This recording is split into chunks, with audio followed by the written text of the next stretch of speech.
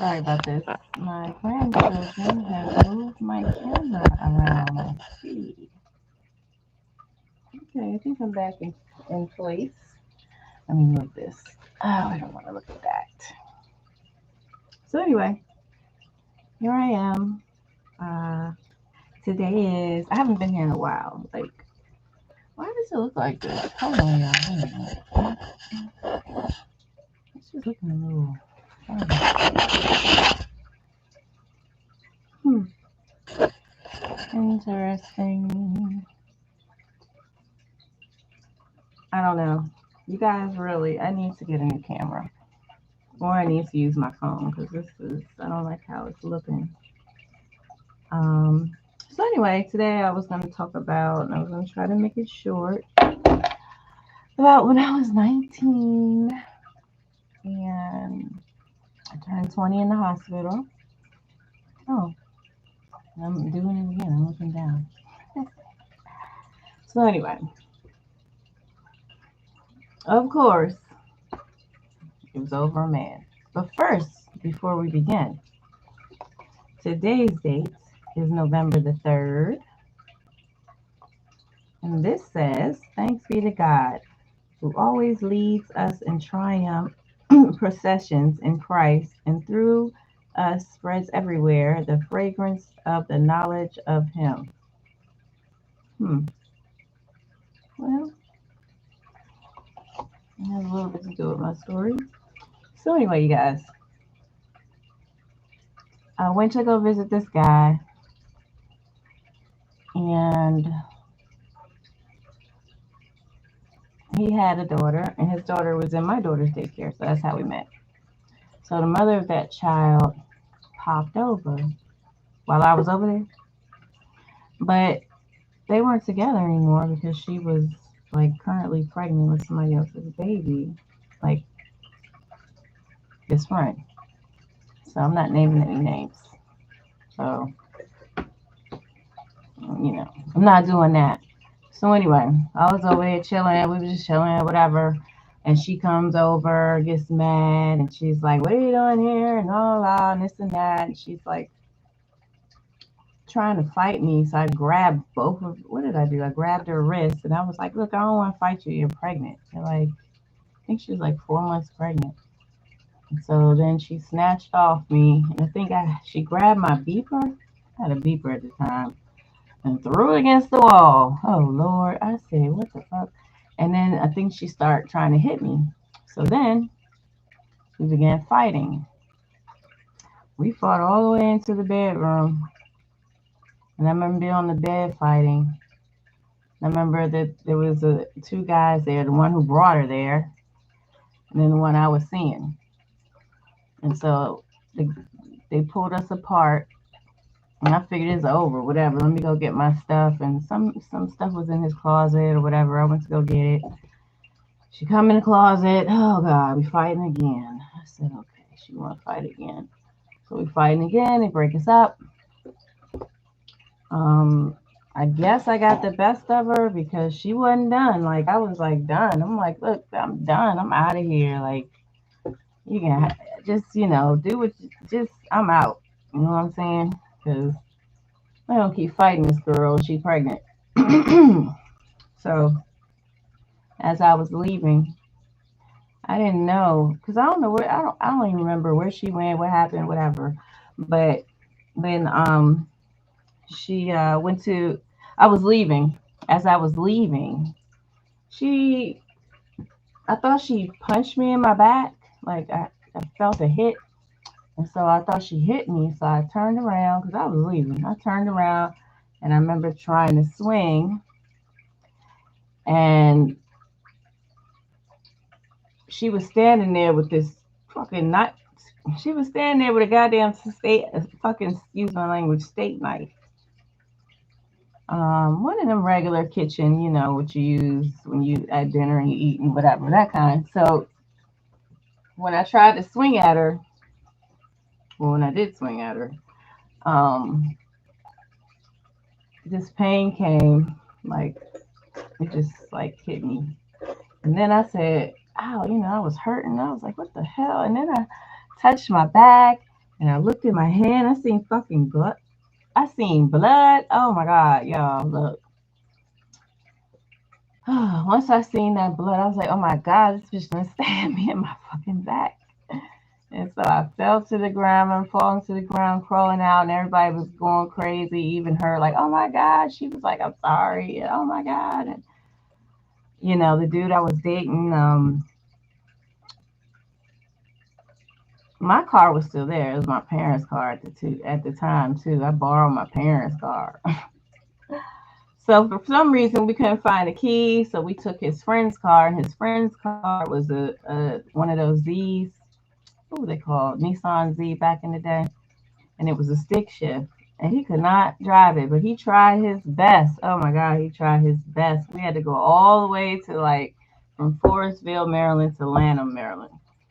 And so he was trying to drive and stuff. And I remember being in the car, like he kept saying, I don't know, he was talking to me and I was doing this, I think. And then I just started blacking out. And I tell you not, I swear to God, I swear, I start seeing people in my life flashing through me. My daughter, my parents, just like a movie, like when it flashes, like you just see your life flashing by you. I was seeing that. I was blacking out. He was trying to keep me awake.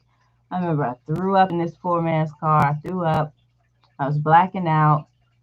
Um, then for some reason, oh yeah, it had stopped bleeding.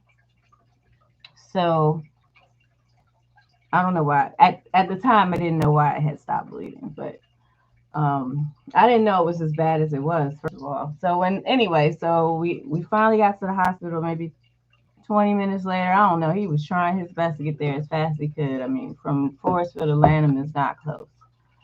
So anyway, he got me there, picked me up, carried me in. It was like it was like a movie. Carried me in, screaming, saying, help me." She's been stabbed, and I remember people were rushing, and I got there, and they took me to the back, and the doctor was like trying to examine me, telling me to raise your arm. I couldn't raise it; it hurt so bad. And so then I don't know what he did, but he figured it out. And I was internally bleeding. So he was like, emergency surgery. He was like, you got to go into surgery right now. You're bleeding internally. I'm like, what? I mean, I didn't say like what, but in my mind, I'm like, I'm dying. I'm dying. I'm dying. And so they called my parents. My parents rushed up there. I remember them holding my hand. And as they were cutting me under here, like they had to cut me, so they could put the chest tube in. When they cut me, it felt like a deep burn. They numbed it, but not enough. I screamed. Oh my God, my mom, I think she was holding my hand. Yeah, because she was crying, holding my hand. It was either afterwards or during. And my dad, he couldn't even take it. He had to leave, he just had to step out for a minute. And so as they were sticking that tube down, yeah, that was one of the most painful. I've been through a lot. God, that was one of the most painful things. That was back in, I don't know what year it was. I know I was 19. It was May 18th, and I was 19 years old. I don't feel like doing the math. And then 2 days later, I turned 20 in the hospital. I was in the hospital for 9 days. But look, after they was sticking that chest tube down, I was screaming I was screaming. Good Lord. So once they finished that and they taped me up and all that, and let me tell you something, blood drained out of my body for I think 2 days straight. The tube was just nothing but blood coming out for 2 days. I had to lay on my back for 6 days. I was hooked up to all kinds of stuff. I was laying so long that I had to regain my muscle strength and I couldn't walk yet. So the next 3 days, after I was there for 6 days, the next 3 days, I had to go to physical therapy and start walking and all that. But it was bad, man. It was bad. So once they got me upstairs and all that, and I was just in there, I would they she tried to call me. Let me tell you something. She tried to call. and apologized. And she got up to the room. Somehow they ringed her to the room, and she was trying to apologize. She didn't mean to do that, and this and that. She knew she was going to jail. Um, I don't know what happened with the case, but she did apologize, and I know it got out of hand, and she, you know, I'll tell you, when you're young back then, you just, a man is like, when you're in love, you just do the craziest, dumbest things, man. You just do craziest, dumbest things. You don't even think. So basically, I was laying in that hospital bed. Like I said, I was there 9 days. And when I got out, I was so angry. Like, I was mad. I wanted to go kill this I wanted to go kill her. So somebody, I don't know who it was. I met up with somebody, got a gun, was on my way to her neighborhood. And when I got there, God stopped me. I started thinking about my daughter. She was 5 then. And I started thinking about her. And I said, wait a minute. I'm going to lose my baby. Who's going to raise her? She's not going to have a mother if I kill this broad, you know. So I hurried up, turned around, gave the gun back. And that was nothing but God because, being that young, I didn't give a shit. After she stabbed me, I was like, I'm going to get this bitch. I don't care. But um, God stopped me. God has stopped me with a lot of things. But yeah, I was after her. I don't think I'm supposed to say that word KILL on the damn. Don't take my video down. I'm new with this. But anyway, so basically, that was life changing. It is really true that you do. Well, I did. I saw my life flashing by me when I was seeing. I would see black, and then I would see visions and people just going through. It was crazy. I said, "Oh my God, I'm dying." But anyway, I'm so grateful that I survived. And the sad thing is that the guy that we were fighting over a couple years later, he ended up being shot and killed. You know, it's just, it was wild back then. So, you know, you just don't know all the people that I've known and they've gone to heaven.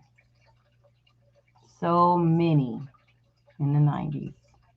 I'm like, I can't find this envelope. And you know what? And I was going to be one of those statistics. That's the scariest thing. I'm the middle child and I'm the only female, and I have taken my parents through the child. I've done it all. I've done more than my brothers. I've took them. I'm still taking them through shit, but not like childish things. But I keep medical things and surgeries and things like that. Like, there's more to come. There's more to come. I'm telling you, I got to get something done on the end of the month. It's just like a lot. And I'm only 50. And I've had lots and lots of surgeries and more to go. So anyway, I think was being stabbed, I think that was probably my first ever surgery. Oh, except having a baby. But I didn't have surgery, I had a baby. Yeah, I had a baby. And then, yeah. I guess you would say the most tragic thing, like being in the hospital or whatever. Oh, I'm sorry. My neck hurts. Oh, I'm going to have to get up off here soon because I've been out all day. I had to do my running around and stuff like that. But I just wanted to say, I still have a little scar in my back. Oh, I forgot to tell you, she stabbed me in my lung. My lung collapsed. Child, I didn't forget a whole piece of the story. I was stabbed in my lung. 70% of my lung collapsed. I was about to die. I really was. The doctor said if I didn't get there in time and do what they did, I would have died because I was suffocating in my own blood. Mind you, I'm 19. My daughter, she was 4 because I turned 20 2 days later, and then she turned 5 that same year. Okay. So, um, I didn't get to see her. They snuck. They let me sneak. They let them bring her in one time, just in case I didn't live. So they let her come the day I got there. I think. I believe it's the same day it happened. They let her come see me just in case, and I remember they got her in, and she did, and my grandfather came, and but I made it. I made it through. And when I got out, when they pulled that chest tube out, ooh, that it really hurts. It hurts. Trust me, it hurts. It takes your breath away. That kind of hurt. So anyway, I don't know what happened to her. I heard she didn't go immediately to jail. She went to jail, got bailed out.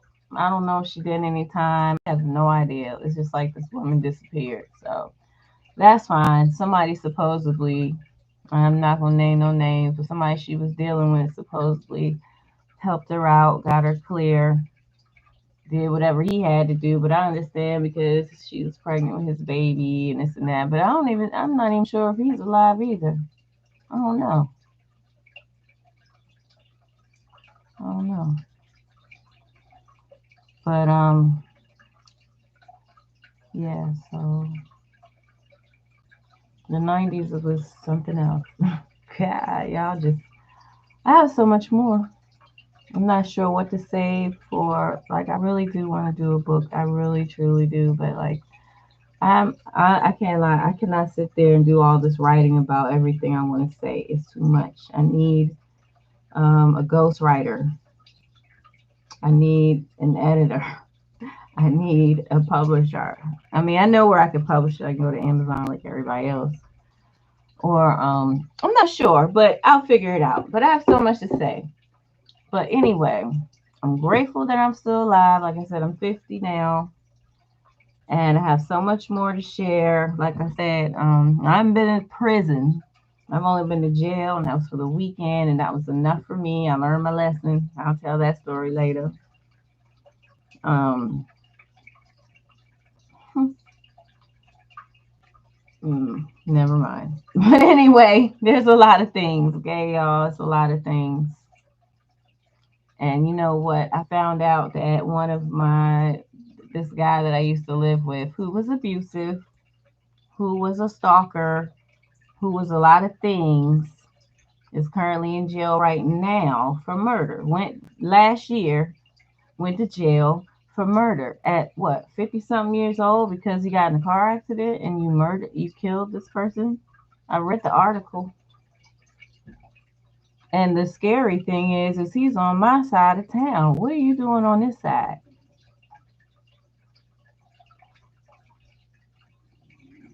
Neither one of us grew up out here. When the hell and why are you on this side of town?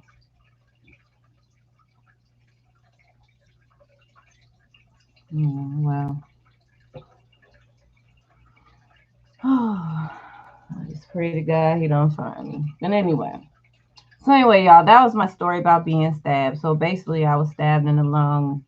My lung collapsed. Put a chest tube in. It saved my life. And I'm here. And I've done a lot. I've traveled Hawaii, Jamaica, Canada. We drove to Canada, 15-hour drive with the in a convertible Mustang. Me and my old friend. Yeah, we drove all the way to Canada from DC. It was 15 hours. It was great. Let's see where Canada. I've been to Jamaica 3 times, Mexico 3 times, New York, New Jersey, LA, Vegas, Dallas, Florida, which was Daytona, Orlando, Miami.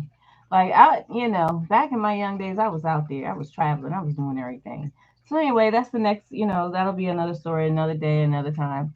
So I hope you enjoyed the story and enlightened you a little bit more of my life, especially when I was young and crazy. And the people that know me know me. Give me a shout out, say hello, anything, please, please hit the like button if you made it this far. I would really appreciate it. I should have told you to hit the like button in the beginning. I'm new to this.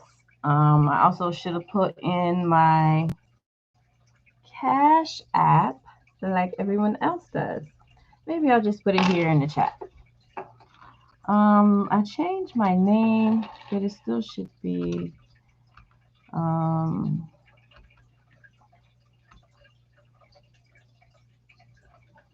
but let me double check. Let me double check. Oh yeah, I have a small headache. I need to lay down. Oh, let's see, Cash App. What's this my name? Share. Okay, well,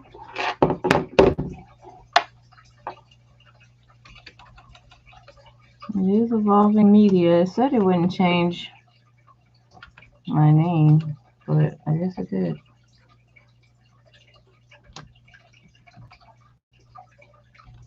Okay, and my picture is there. There's okay, I don't know why I said that. Anyway, my picture is there, and I have like a background. The background is like red, gray, and white blanket behind me. So anyway, you'll see me. I'm there, but I'm just gonna leave it in the chat just in case anybody wants to donate. Okay, guys. I will see you next time. Take care. Bye.